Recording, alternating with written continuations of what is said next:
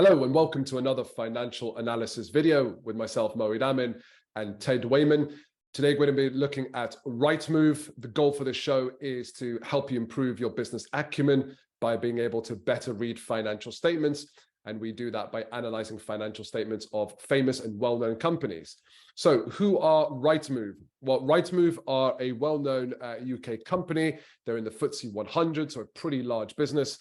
And they're actually the largest online real estate portal, right? And property website. So essentially, real estate agents would pay them to publish real estate openings and offerings on their website to reach a bigger market. And in fact, that's actually their largest income, which comes from property advertising, which we'll talk about that in a moment. One quick note to announce about this company, they've recently announced that they're going to be hiring a new CEO. And the reason for that is they wanted someone new to be able to reverse the share price decline that they've been seeing for the last year or so. And we're going to talk about that share price. And a quick note on the share price, actually. If you invested back in 2006 when they had IPO'd, you'd be sitting on a profit of, let me check my notes, 1,291% increase. So it's not bad. If you invested 5 years ago, you'd be sitting on an increase of about 37%. And if it was a year ago, you'd be sitting on a decline of 23%. Hence why the shareholders were pretty upset and they wanted a new CEO. So stick around for that because we're going to talk about the share price after we talk about the financial statements, so you get some context and the full picture here. So Ted, over to you. Let's share with our viewers what we found about this company and how they can analyze the finances of a company like this or even someone similar. Good to see you, Moeed, and welcome to all of our viewers, or should I say welcome back to our subscribers. Welcome to our new viewers. So here we go. Here is Rightmove. Let's pull up their accounts. So annual report and accounts is available on their website. And this is the annual report for 2021. Now, a lot of information on their annual reports about who they are, what they do. So Moeed gave you a flavor for what these guys are doing. And if you want a little bit more information about who's involved and their pedigree of the board, etc., then you can get that by reading this financial statements. But we are going to go through all of the spiel and get through to the actual physical numbers. That's what we're really interested on this channel. So here are the numbers. And we are going to start with the income statement. So the income statement appears, you can see, quite a long way down on page 116 of 160. Revenue. So these guys are generating revenue £305 million compared with £205 million in 2020. So a significant increase, nearly 50% increase, growth on growth. You'll notice these guys also, they have no cost of sales. In effect, they're selling space on a website, and the cost is really here in terms of maintaining that website. So these guys, they don't really have a cost of sales. They're just selling advertising space or space on a website. And their aim is obviously to be the go-to place. So rather than me looking through 15 different estate agents' websites, I can just go to Rightmove and I can see it all in one place. And there's a sort of a buy-in from the estate agents into that. And so that becomes a slightly self-fulfilling prophecy. So this has been a very successful business model because the estate agents are all bought in. So the estate agents are on there. So the viewers will go there and the viewers go there. Therefore, the estate agents are on there. And effectively, it creates this lovely network effect. Very difficult to compete with that. Very difficult to set up a competitor to Rightmove. So effectively, it's operating in a form of monopoly. Now, I know that there are other aggregator websites out there, but these guys are really the monopoly because they've got the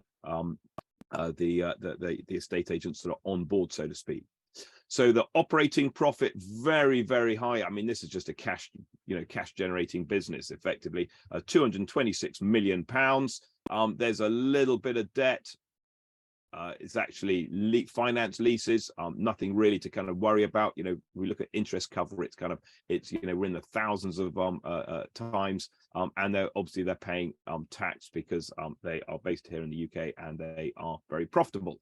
So bottom line, 183 million pounds profit, a net profit margin of 60%. Now, Mo, I don't think in our years of doing this, we've been doing this for a couple of years, I've never seen a business with a 60% net margin. So this is just massively profitable.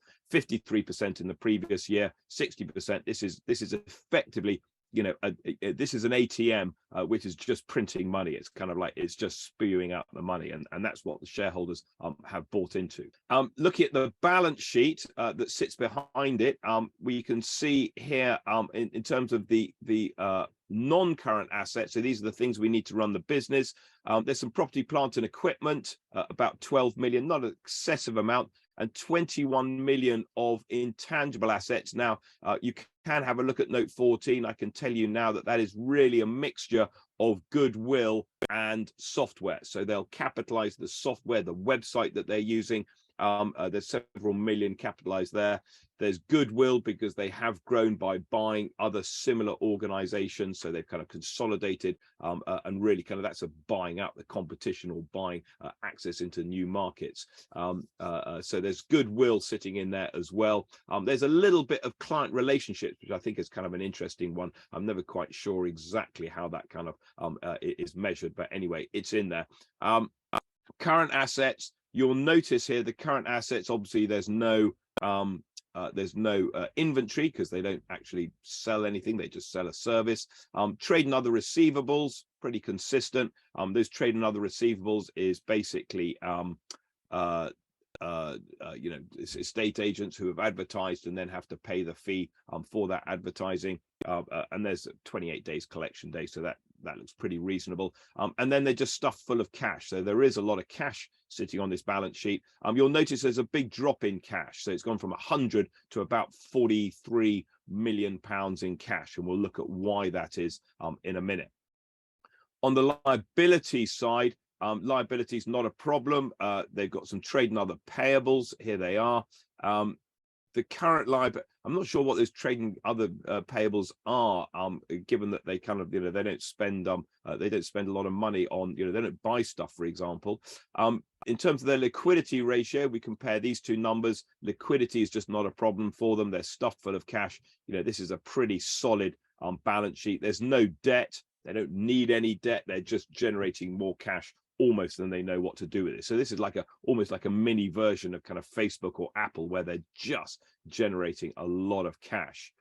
And here is a hint as to where that cash is going. So these guys, if you remember, they make a profit in the year of 183 million pounds, and their retained earnings have fallen, which suggests to me that either they're paying dividends or they're paying out share buybacks, but they're doing more than they are in a profit. Now, that's fine in terms of returning money to your shareholders, but it's not sustainable. So we need to be careful that when we see these numbers, it's not going to happen every single year, or at least not at that rate.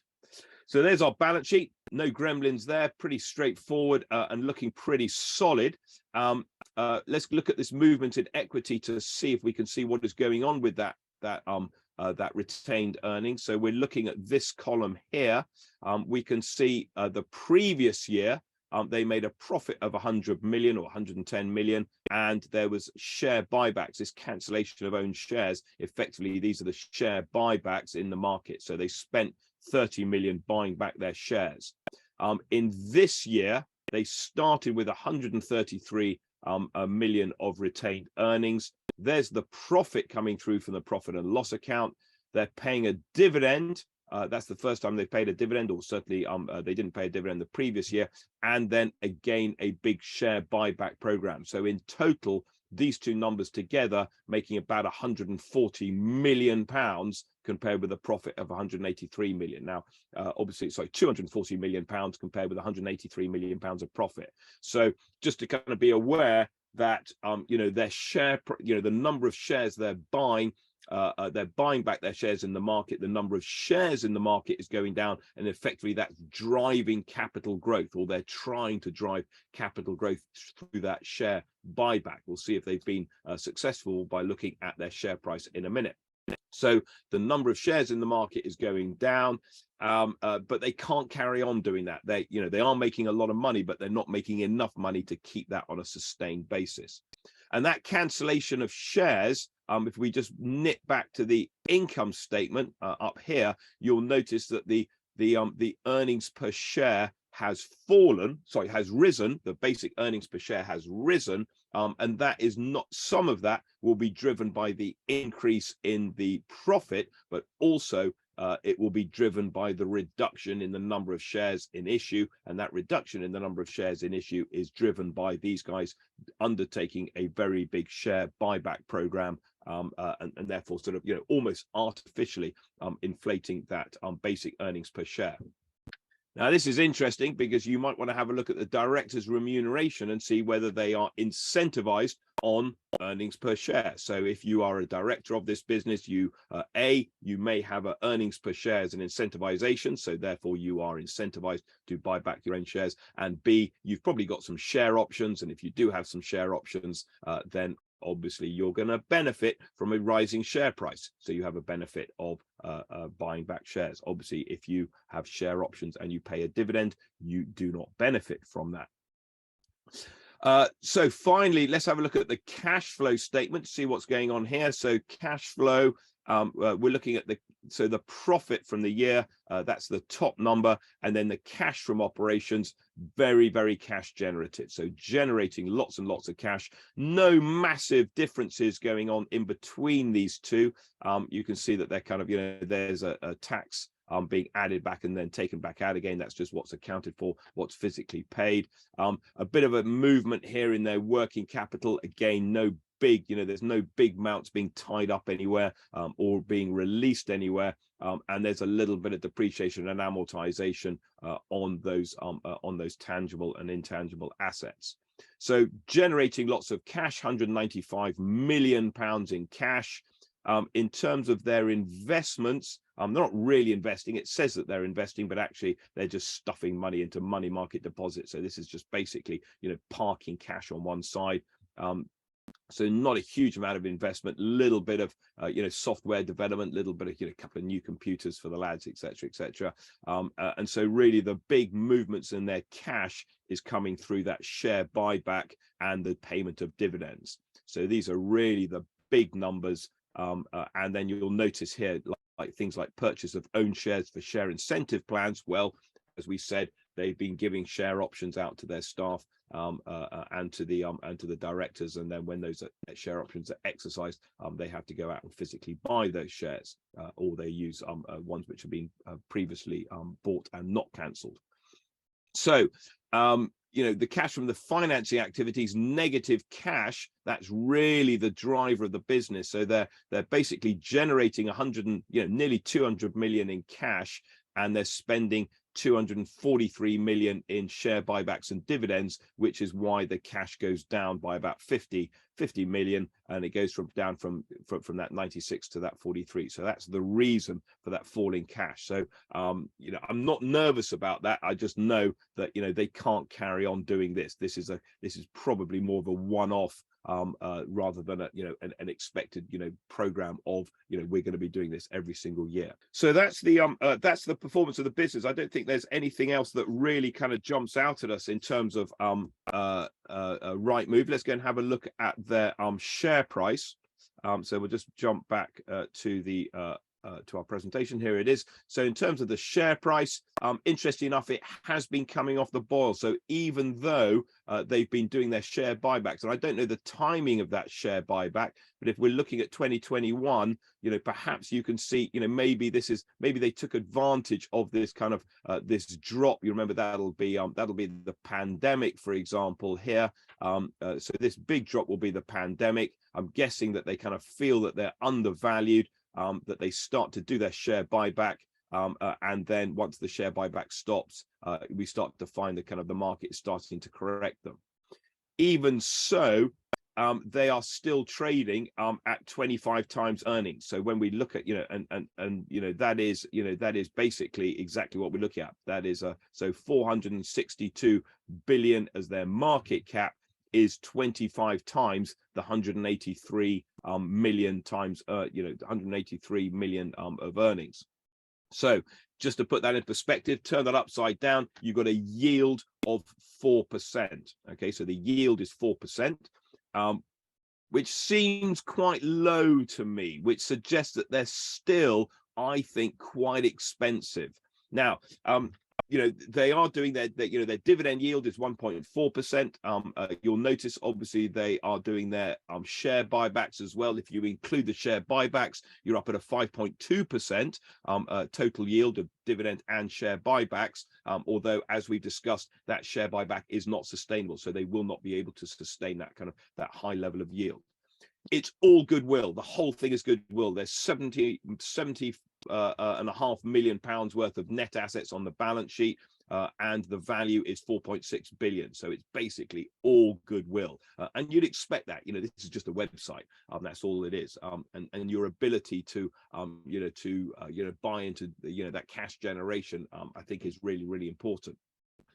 And one of the reasons, Moeed, I think this is potentially overvalued. And I'm not saying that this is one of these companies where you kind of go, it's laden with debt, it's going to struggle, I'm going to short it, but I wouldn't put it on my buy list because I think of the headwinds that they're going to be facing. So we are seeing interest rates going up. And if interest rates are going up, people are going to struggle to buy houses. If they've got a house, they're going to struggle to remortgage it. If they can't remortgage it, they're going to have to sell.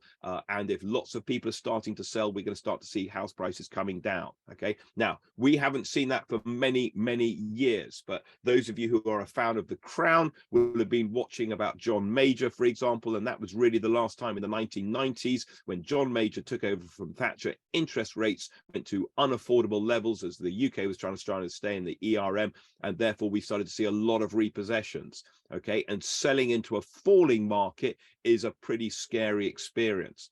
Now, as long as we got the turnover, that's where the estate agents make their money. They make it from turnover. But if they start to see a lack of that turnover, maybe they're going to start to kind of cut back. And do they need to advertise on Rightmove, or do they need to negotiate their fees with Rightmove? So I think we're going to see interest rates going up, which is going to cause house prices to kind of come down.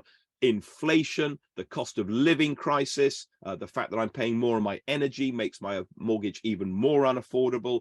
The Bank of England is stopping its QE. It's pushing up interest rates to combat that inflation. We're starting to enter into a little bit of a perfect storm. It hasn't really started to bite yet. And then we've got a recession, which is forecast to come, the longest recession, forecasting to 2024. I think there's a lot of headway. Anybody and we've looked at house builders as well.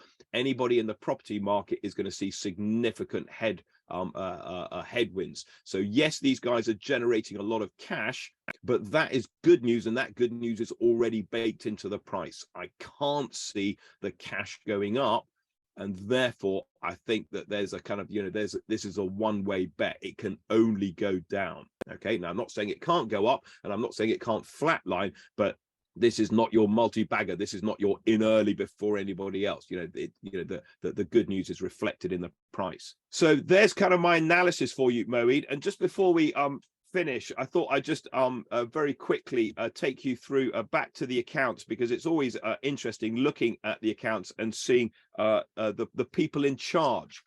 So if we go and have a look at the people in charge, we can see on page 92, you will see the director's remuneration. Now, there's a lot of pages about the director's remuneration, and you will see, lots of stuff around, long-term pay and variable pay and bonus schemes and share options, etc., etc. But Peter Brooks is our man in charge. Here he is, Peter Brooks Johnson, and he's earning about 1.7 million pounds.